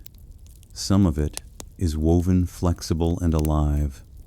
To cross a root bridge is to cross into a different rhythm of civilization, one that listens to the earth rather than reshaping it. And in that quiet balance, India bridged more than rivers. It bridged the wild itself. In the cradle of civilization, where the Tigris and Euphrates carved ribbons through desert and city, early Mesopotamians faced a familiar problem: rivers that both nourished and separated. These waterways brought trade, irrigation, and life. But they also created boundaries. And where boundaries exist, someone eventually builds a bridge. Unlike the later empires of stone and steel, ancient Mesopotamians worked with what they had: mud, brick, timber, and ingenuity. Their rivers were broad but not bottomless. Their materials were fragile, but their minds were not. The city of Babylon, one of the jewels of ancient Mesopotamia, was famously divided by the Euphrates River, but it was also famously connected. The Greek historian Herodotus claimed that Babylon had an early movable bridge constructed of wooden planks laid across boats and tied together with papyrus ropes. By day, it fied people and carts. By night, it was dismantled to prevent enemy access. Whether this account is precise or poetic, it reflects a truth. Mesopotamian cities were not isolated settlements. They were logistical masterpieces. Bridges here were not just structures, they were strategies. Some were built low and temporary, designed to be rebuilt after floods. Others were made with baked bricks and asphalt, mortar, resting on foundations driven deep into silt and clay. Mesopotamians understood the river's moods. They didn't try to conquer water with brute force. They tried to work around it, above it, and sometimes even under it. Trade caravans carrying grain textiles and lapis lazuli needed bridges. Temples and ziggurats drew pilgrims from opposite shores, and kings, forever in need of control, understood that whoever held the bridge controlled the city. Over time, as empires like the Assyrians and Persians rose, their bridges grew in complexity. Engineers began incorporating stone piers and more permanent wooden spans, but the roots of that engineering went back to the simplest acts: bundling reeds, piling clay, stretching logs. The logic of bridging the why came long before the how. Mesopotamian bridges may not have survived the centuries, like Rome's, or inspired poetry, like China's. But they formed a vital foundation. They were among the first expressions of infrastructure, the bones of organized society. They taught us that where there is commerce, there must be connection, and where there is water, someone will always try to walk across it. To the ancient Greeks, the world was not just a place to live. It was a canvas to be shaped, measured, and perfected. And when it came to bridges, they brought the same thoughtful attention to proportion, the harmony, and engineering that they poured into their temples and sculptures. Unlike the Romans, the Greeks weren't obsessed with spanning vast distances or showcasing imperial power. Their bridges were often more modest but no less intelligent, built across small rivers, marshes, or rocky gaps. These structures were crafted with an elegant balance of form and function. Take the Ardico Bridge, located in the Peloponnese, dating back to the Bronze Age, around 1300 BCE. It's one of the oldest surviving arch bridges in the world, built of large, unmortared limestone boulders. The bridge still stands today, quietly carrying foot traffic as it did millennia ago. There are no inscriptions, no imperial eagles, no towering arches, just a single subtle span, built with precision and enduring grace. The Greeks understood stone, they understood load-bearing, and perhaps most importantly, they understood the importance of community, connectivity. Many of their early roads and bridges were part of sacred routes used during religious festivals and processions to temples such as the long journey to Delhi or Olympia. In these contexts, a bridge wasn't just about moving people. It was about guiding them toward the divine. Later, during the classical and Hellenistic periods, Greek cities began incorporating more advanced engineering methods, borrowing and adapting Etruscan and Eastern techniques. Timber and stone were used together. Some bridges even included drainage systems, careful grading and guardrails. Still, aesthetics mattered. A Greek bridge didn't just serve a function, it fit into the landscape, enhancing rather than dominating it. It was common to find bridges positioned for viewing, often offering perfect symmetry with the surrounding hills and sky, water below, air above, and stone in between. The Greeks liked their elements balanced. In Greek thought, the bridge became more than a crossing. It was a metaphor, a movement between worlds, between cities, between gods and mortals, between chaos and order. So while their spans may not stretch as far as Rome's, the Greek bridge stands as a quiet whisper in stone, strong, serene, and built with thought rather than thunder. In the land of towering pyramids and mighty pharaohs, ancient Egypt didn't need to conquer rivers as often as it needed to navigate them. The Nile, both giver and taker of life, served more as a highway than a barrier. Boats were the bridges of Egypt, but that didn't mean Egyptians ignored the art of crossing land-based gaps. When they did build bridges, they did so with intention and with unmistakable symbolism. Egyptian civilization grew along the fertile banks of the Nile, where irrigation channels, canals, and distributed up the land to manage this watery maze. The Egyptians developed small-scale bridges, flat stone causeways, wooden crossings, and canal bridges, designed more for function than spectacle. One of the earliest known examples comes from the workers' village at Deir el Medina, near the Valley of the King's. Archaeologists have discovered narrow stone walkways and raised paths designed to carry foot traffic over irrigation ditches and sunken terrain.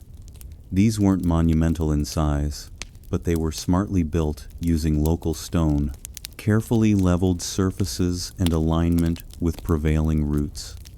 And then there's the great causeways, those long sloping stone paths that connected the Nile to the pyramids at Giza. While technically not bridges, these structures acted as ceremonial links between the river and the tombs of the dead. Massive and meticulously constructed, these causeways were used to transport the pharaoh's ceremonial goods, chariots, and even his mummified body during grand religious processions. In these causeways, we see something more than transport. We see spiritual transition, a passage from life to death, from one world to another. The bridge in Egypt wasn't always a structure you walked across. It was an idea. The soul crossed into the afterlife. The king moved from mortal dust to divine eternity.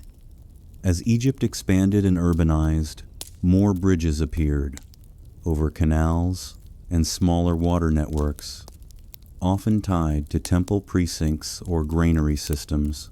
Some were likely made of wood, lost to time, but their foundations, stone piers, and embankments remained buried beneath desert and field. The Egyptian bridge was never a monument to conquest. It was a conduit of water, of grain, of sacred memory. Not grand in form, perhaps, but monumental in what it represented, the eternal journey between shores, seen and unseen. By the time the ancient world began to fade into the medieval, its bridges remained quiet, immovable witnesses to the ambitions, fears, and brilliance of early civilizations. Some crumbled, buried by flood or forgotten war. Others, remarkably, still stand, a root bridge in India, a Roman arch in France, a Greek limestone span in the Pelpine, silent but unbroken. What unites all these ancient bridges, whether born of grass, stone, wood, or myth, is that they were acts of faith. Not religious faith, necessarily, but human faith that we could overcome separation, that we could connect what nature had divided, that the people on the other side were worth reaching. Every civilization had its own approach. The Incas used tension, the Romans used compression, the Chinese used curvature, the Mesopotamians used buoyancy.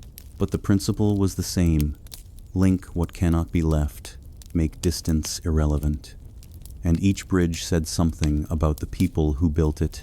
The Incor trusted time, the Greeks trusted balance, the Egyptians trusted eternity, the Romans, they trusted concrete. But even beyond function and philosophy, bridges told stories. A rope bridge whispered of community. A Roman aqueduct thundered empire. A Chinese stone arch spoke of harmony. They didn't just carry bodies, they carried beliefs, identities, and purpose. Some bridges were born in urgency, built quickly after a war or flood. Others were born in ritual, raised in song, rebuilt in ceremony, maintained not by kings, but by farmers and children. All of them required cooperation. No one builds a bridge alone. You need hands, patience, and hope. And perhaps that's why they still resonate with us today. Not because we're impressed by ancient tools or clever math, but because we recognize the courage it takes to build something between danger and safety, between isolation and unity, between now and the generations to come. In a world that often pulls itself apart, ancient bridges remind us of something quieter, older, and wiser. That connection is worth the effort. That strength can be gentle. That sometimes the most powerful thing we can do is simply reach out. So the next time you cross an old bridge, pause. You're walking on the remains of ancient dreams, and they're still holding. Before there were words carved into clay or hymns sung in stone temples, there was sound, not organized music, in the way we know it, but raw, instinctive rhythm, nature's own symphony waiting to be noticed. The crackling of fire, the patterned drip of rain, the rustle, too, of leaves, the rhythmic thump of feet. These were the first instruments. And somewhere along the way, early humans stopped just listening. They started imitating. The earliest musical instruments known to us come from the Paleolithic period. Among them, flutes made from bird bones and mammoth ivory found in caves in Germany and dated to over 0 years ago. They had holes carefully drilled along their bodies, designed to control pitch, not just make noise. These weren't toys, they were tools of emotion. Imagine it in the flickering dark of a cave, someone gently blowing into a carved bone, the notes echoing like whispers through stone. A lullaby for a child, a chant for the hunt, a sound to soothe the dying or stir the sacred. These first notes weren't just entertainment, they were memory made audible. Early music likely served functional roles. Rhythmic clapping or drumming could synchronize group labor, build morale, or intimidate enemies. Repetition made things memorable. Long before writing information was sung, not, said melody was a mnemonic device, anchoring knowledge to tone and pattern. The beginning of oral tradition is in many ways the beginning of music. In tribal rituals across ancient cultures, we see evidence of percussion instruments, wooden slats, seed rattles, stretched animal skins struck in time. These tools helped bind communities together, providing a shared experience that required no translation. You didn't need to speak the same language to move to the same beat. Music likely emerged alongside and intertwined with spiritual belief in early burials. We find instruments placed beside the dead, flutes, drums, bells, as if the journey to the next world required accompaniment. Or perhaps the music was meant for the living, echoing with grief, hope, or a longing to reach beyond the veil. In these earliest sounds, we weren't just surviving. We were beginning to express ourselves, to remember, to celebrate, to mourn. Before we built cities or wrote myths, we sang in the fertile crescent of Mesopotamia, where the Tigris and Euphrates carved paths of life through desert and clay. Music was not a pastime, it was a necessity. From Sumer to Babylon, from temple to tavern, sound-shaped identity order. And the divine, the Mesopotamians, didn't just play music, they recorded it, structured it, and tied it tightly to the heavens. Among the earliest visual records of musical culture comes from Sumerian cylinder seals and reliefs dating back to the 3rd millennium BCE. These tiny artworks depict musicians holding lyres, flutes, and drums. But the true marvel lies in what archaeologists later uncovered: the lyres of elaborate instruments adorned with gold lapis lazuli and carved bullheads. These were not mere tools. They were sacred objects, buried with the elite, meant to accompany souls into the afterlife. The Mesopotamian lyre was delicate and resonant, its strings stretched across a wooden frame and played with plucking fingers or bone picks. Musicians were professionals, some temple-trained, others quarter-oriented. Music accompanied rituals, coronations, banquets, and battle. Every occasion had its sound, and then there's the real marvel notation. A clay tablet from Ugarit dated to around 1400 BCE is considered one of the world's oldest surviving examples of written music. It contains hymns inscribed in ununiform, not only with lyrics, but musical instructions using a system of relative pitch.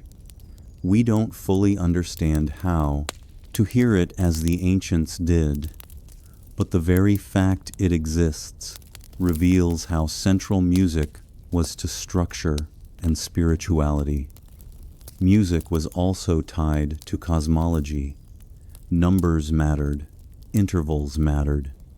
Ancient Mesopotamian thinkers, like those in Babylon, believed music could reflect the order of the cosmos, mirroring the same harmony that kept planets in orbit and seasons on time. This idea would ripple into Greek philosophy centuries later, whether sung by priestesses to Inanna or played by traveling minstrels in crowded markets. Music in Mesopotamia was layered. It was professional, sacred, celebratory, and political. It carried messages between mortals and gods. In a world carved from mud and mystery, music gave shape to things unseen, binding memory to ritual, order to time, and the soul to its story. In ancient Egypt, where gods had animal heads and pharaohs were divine, music flowed like the Nile, constant, sacred, and life-giving. It echoed in temple courts, drifted through market stalls, and accompanied every stage of human life from birth to burial. Egyptian music wasn't ornamental, it was essential. The Egyptians believed that music had magical properties. It could calm the gods, heal the sick, and guide the dead.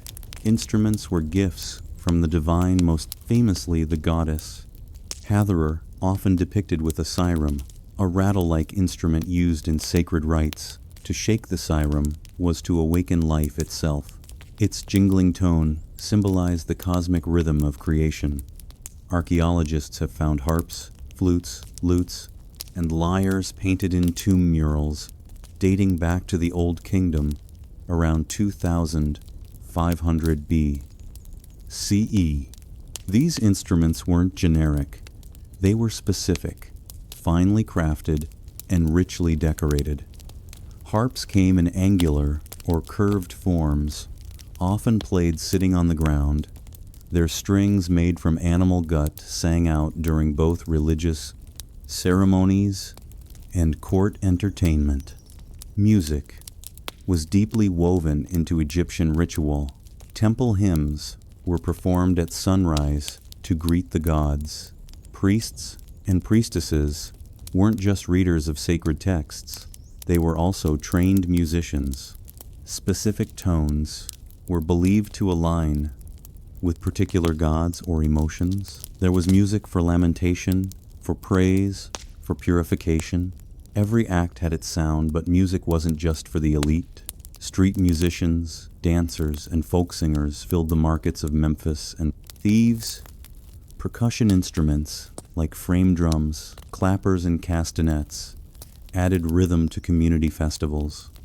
Women often led in performance, whether as professional entertainers or as mourers hired to sing the wails of grief at funerals. Egyptian hieroglyphs, even chivas, words for musical moods. Hes implied joy or adoration. To meant sorrow or mourning. Music wasn't an abstract art form. It was emotional infrastructure. And when death came, it came with music. Funerary texts sometimes included instructions for chants and instruments. In death as in life, the journey was not silent.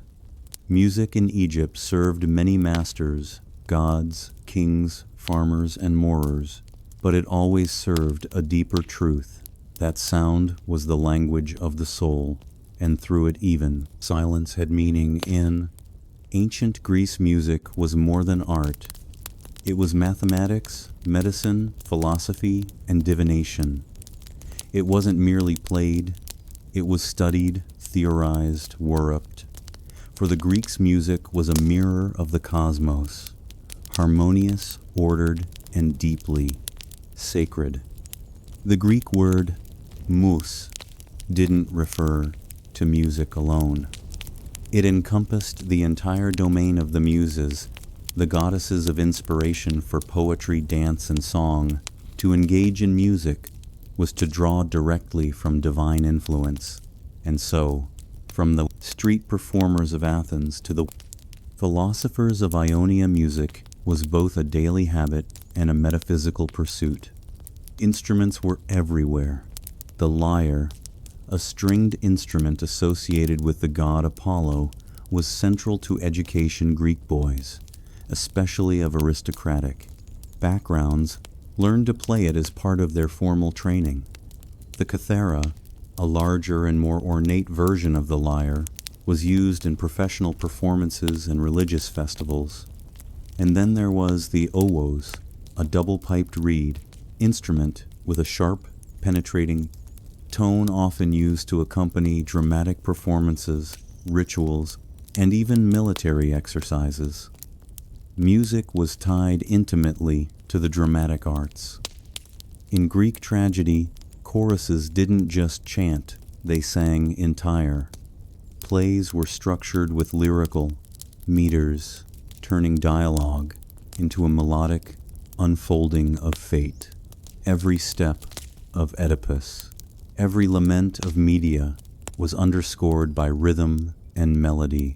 But behind the performance lay theory.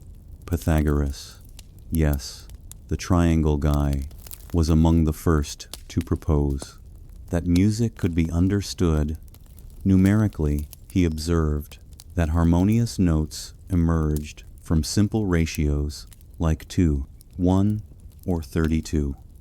From this, the concept of the music of the spheres was born.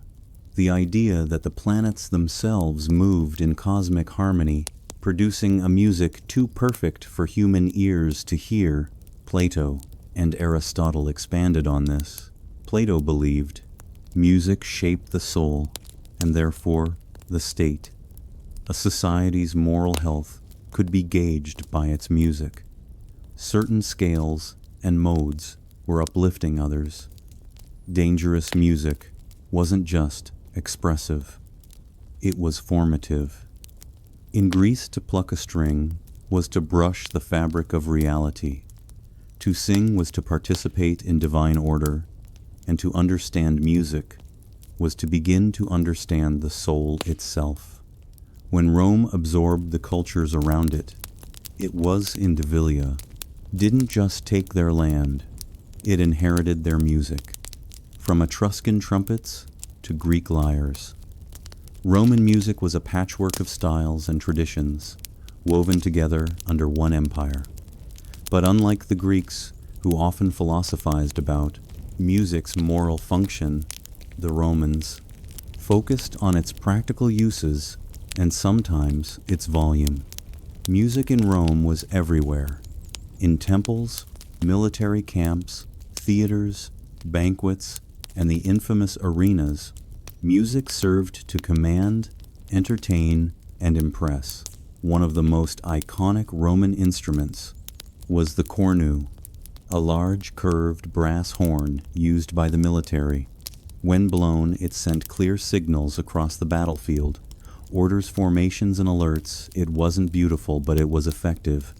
For Roman soldiers, music was survival in entis. Civilian life, the soundscape, was more elaborate. The tibia, a Roman version of the Greek alaus, was played at sacrifices and public events. The hydraulis, or water organ, was an early keyboard instrument that used air pressure and water to produce sound, found in both religious ceremonies, and gladiatorial games. It was likely loud, dramatic, and theatrical, perfectly suited for Rome's flair for spectacle. At banquets and private feasts, music took on a more seductive role.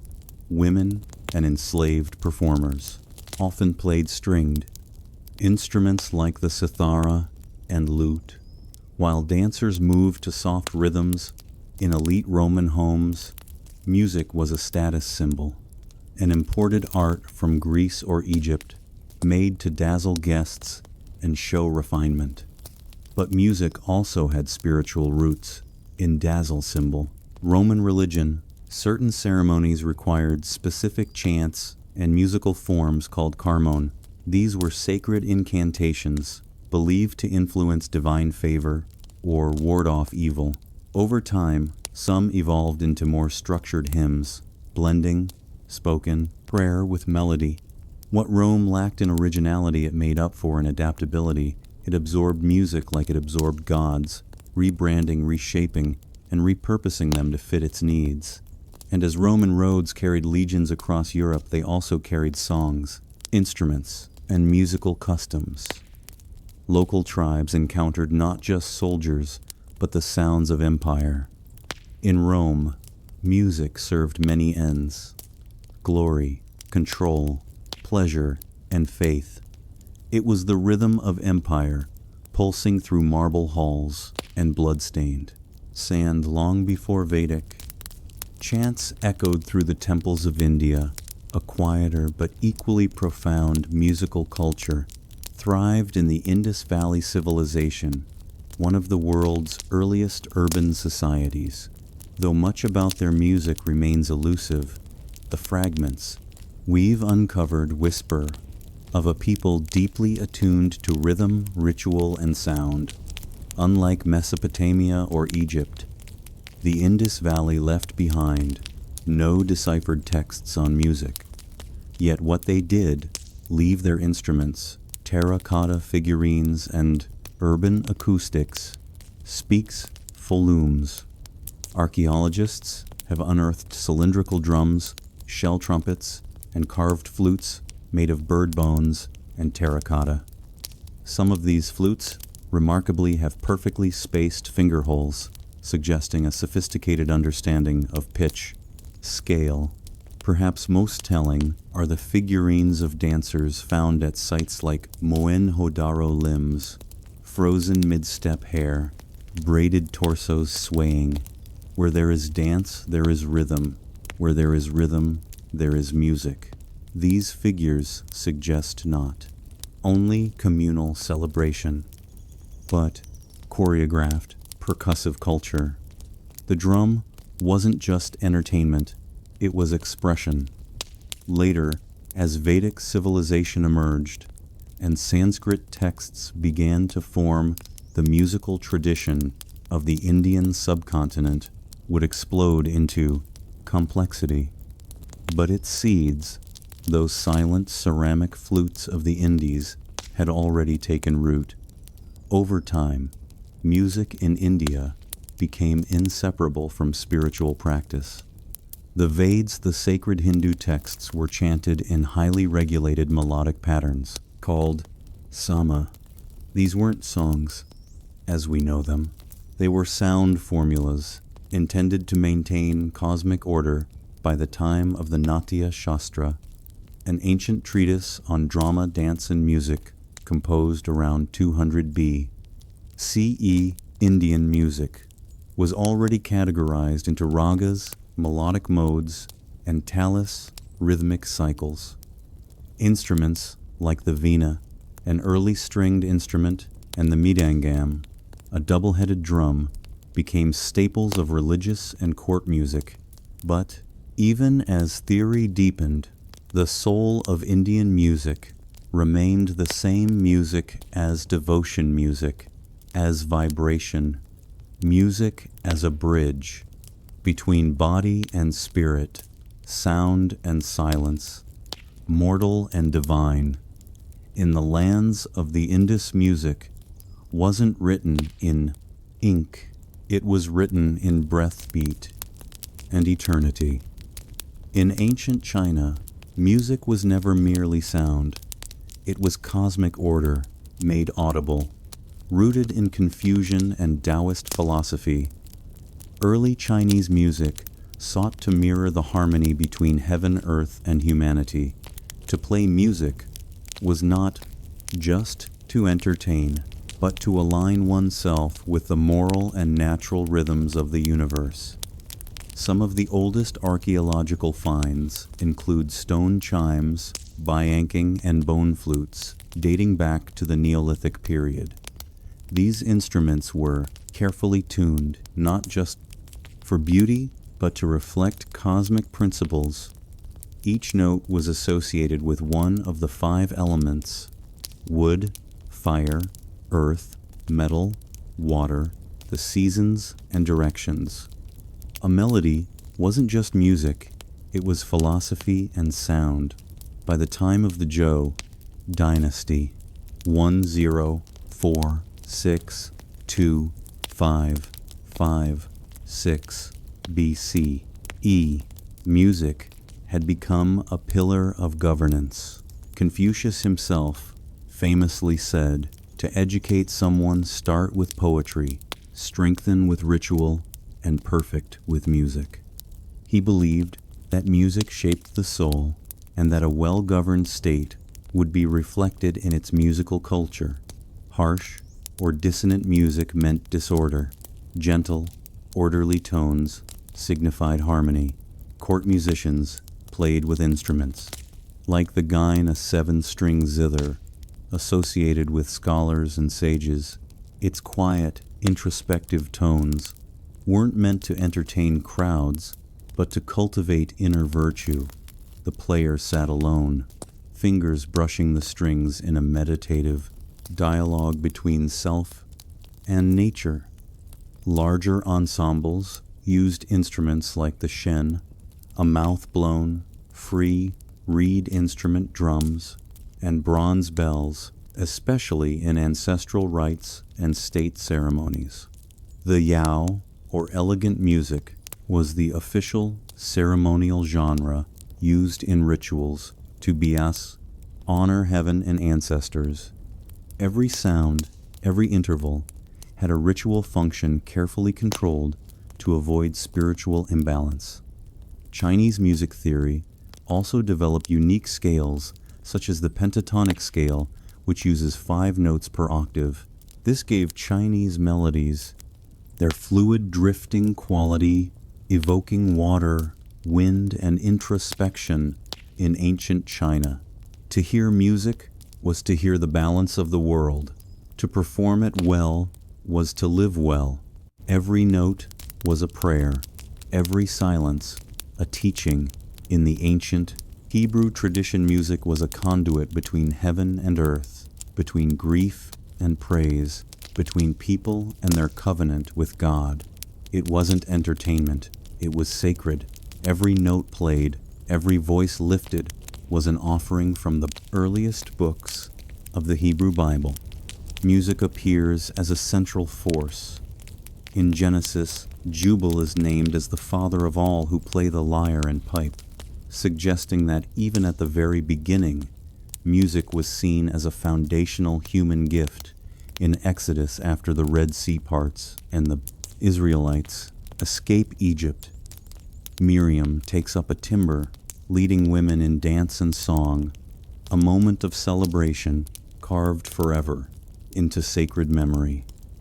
By the time of King David, music had become a structured, integral part of spiritual life. David himself was both warrior and musician, said to calm King Saul's tormented spirit with the sound of his harp. Under his reign, music flourished as temple ritual.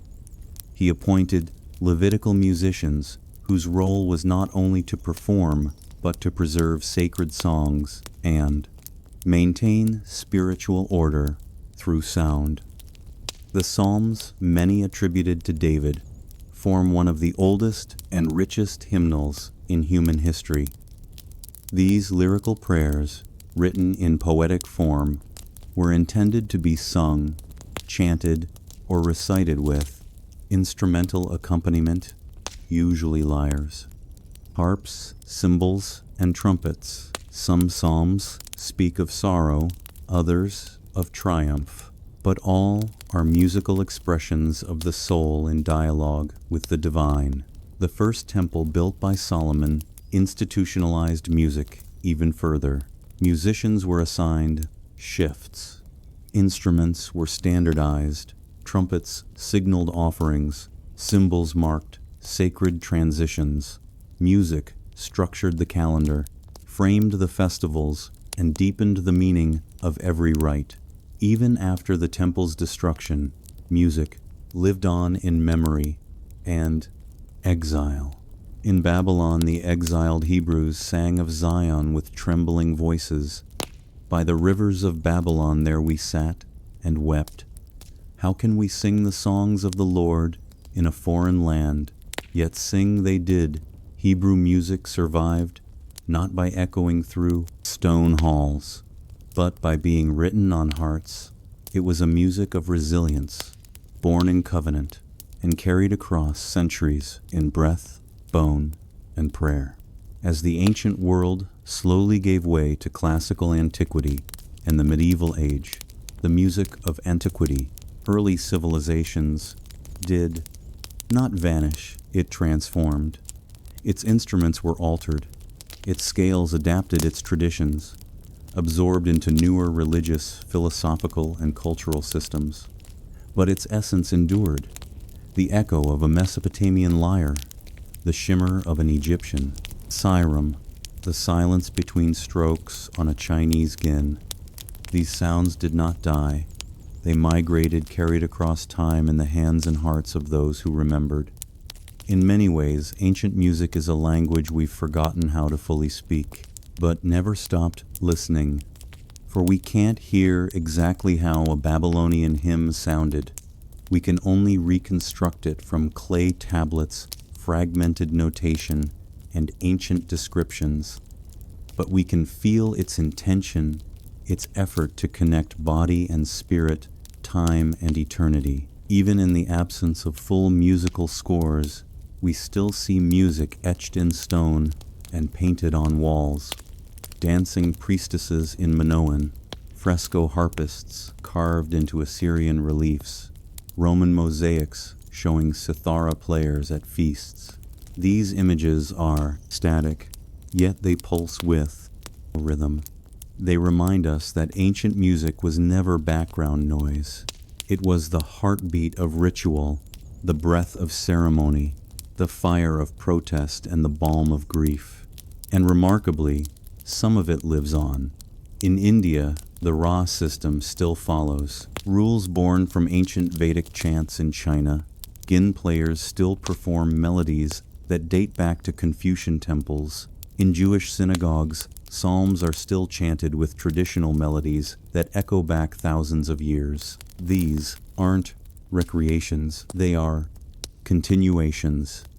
Ancient music wasn't recorded in vinyl or digitized into streams. It was preserved in practice, in people, in purpose, passed down not through wires, but through witnessing. We may never hear a perfect reconstruction of an SEN, Inca festival song, or a hymn sung in the chord of, but when a hand drums a beat, or a voice breaks into spontaneous song, or a melody lingers just long enough to bring tears, that is ancient. The civilizations may have crumbled, the empires may have fallen, but their music still plays, not in history books, but in us.